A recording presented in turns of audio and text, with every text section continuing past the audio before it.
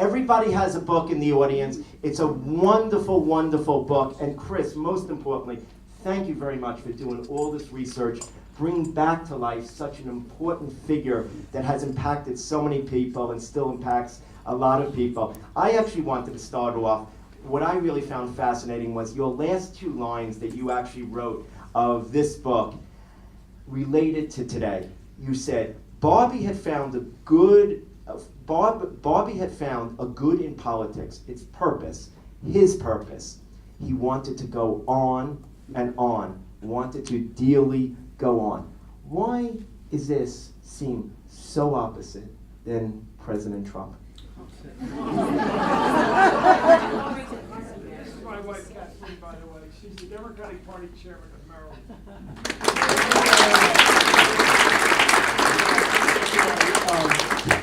And I'm not so down the line Democrat that we don't argue almost every night about something. I always say the perfect is the enemy of the good, Kathy. That killed me, that line, because you don't know when the Grim Reaper is going to arrive. And we always look at history backwards because that's how history works. You look back at it with perfect knowledge. And I look at the pictures of Jack Kennedy in the car all the time. We see them over and over again. In fact, the Zapruders live behind us. They live behind us in Chevy Chase. And you think, he's having a great time with Jackie. She looks like $1 million. He's having a good time. He's getting tremendous reception from the crowd. And all of a sudden, something happens. And she said he had a kind of that quizzical look that he had when he's about to answer a complicated question. And he had sort of figured out the interesting answer. And at that split second, he realized he'd been killed. And this is real.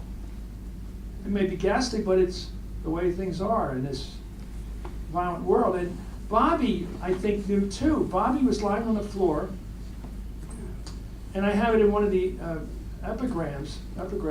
I said, "Is everybody else all right?" Yeah. That was his instinctive question.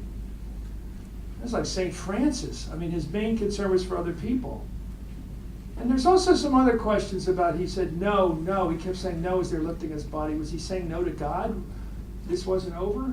I thought of that for a while. I thought, is that what he was saying to God? Because when Jack was killed, Chuck Spaulding, who was a great source for me, Chuck Spaulding was the guy who's like chemically connected to Jack, just his best prep school buddy, who said wonderful things. He said being with Jack was like being at a fair. It was just fun. He always made things fun. So like Orson Welles, I just watched The Third Man for the millionth time the other night. Orson Welles is this frighteningly cold guy, but charming as hell. And Bobby was in the room, in the Lincoln bedroom the night of Jack's death, talking to God, saying, why? Why, God? He was very Catholic. He was very religious. And he thought of God as an anthropomorphic God, somebody could talk to, like the God of Abraham. He thought, why are you doing this? This doesn't make any sense. And so I don't want people to think they're all fatalists, the Kennedys. They were hoping to live. They were hoping to live full lives. They were hoping to the last minute to be alive and do what Bobby wanted to do. He thought he could be the tribune of the people left out. At the same time, and this is why I think the Democrats have got to get this message back in their head again. You don't discard the people that got you there and find a new community. You don't ignore the Irish, Italian, Jewish people, all the people that have voted for you for decades, and find some new group you're for, and discard the old group. And I think the Democrats have made that huge mistake of letting Trump have them. Why are all these working class people? I mean, the back of that book we were talking about before is the reason I wrote this book. I want to remind Democrats that those people used to be for Democrats. And they're saluting Bobby, not just as a political leader, but as a patriotic hero. They treated him as somebody who loved the country as much as they did, in a gut sense, not some elite sense. A gut sense they loved the country. Like most people grew up, or second generation like me, or Americans. Most of us second generation. Everybody I know is. I mean, it's second generation, and we root for the country in a gut sense. And the Democrats have gotten a little too intellectual. They've lost some of that gut stuff, and the Republicans have stolen it right out of their hands. Not the Republicans, Trump. Because for some weird reason, he got the code.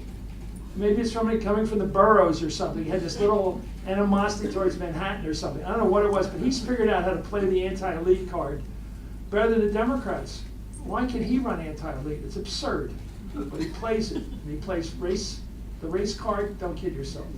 And Bobby, every time there was a division issue, Bobby said, no, let's unite. He said, if you said black lives to Bobby, he'd say, I'm for the police too. Well, how can you live in a tough neighborhood and not like the police? You need the police. They don't want you called. And he would never let it become black versus police. No way. In fact, one of the great stories I discovered when I was collecting string on this back in the 70s, when I was a cop myself, a capital cop, which I'll explain that. It's not exactly a cop. Bobby was the one liberal Democratic senator who was known for always saying hello to the cops. And I found it from another guy, Andy Manitos, who was a cop, Kathy. And he told me, yeah, he'd always come up to the cops on their beat, their duty, and they're standing in some place guarding something in some hallway or basement hallway. And he'd lean over and say, what are you reading? He thought they were all reading Playboy.